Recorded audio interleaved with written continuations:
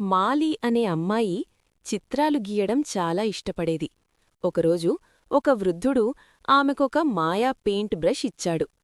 దీనిని ప్రజలకు సహాయం చేయడానికి ఉపయోగించు అని అతను చెప్పాడు.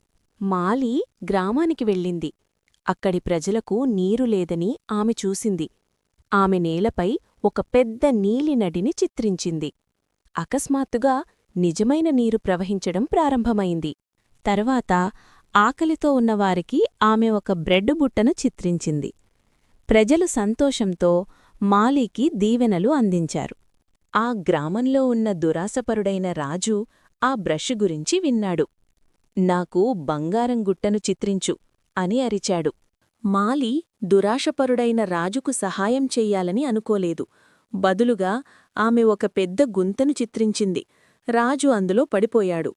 మాలి అవసరమైన వారికి సహాయం చేయడానికి అక్కడి నుండి బయటకు వెళ్ళిపోయింది. అక్కడి నుండి పరిగెత్తుతూ మరో గ్రామానికి వెళ్ళింది. ఆ గ్రామంలో రైతులు చాలా బాధలో ఉన్నారు.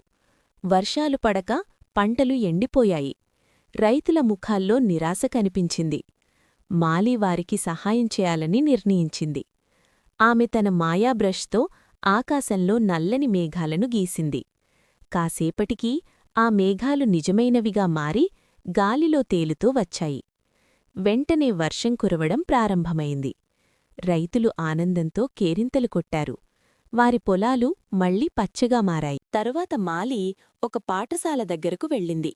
అక్కడ పిల్లలకు పుస్తకాలు లేవు. కూర్చునేందుకు బెంచీలు కూడా లేవు.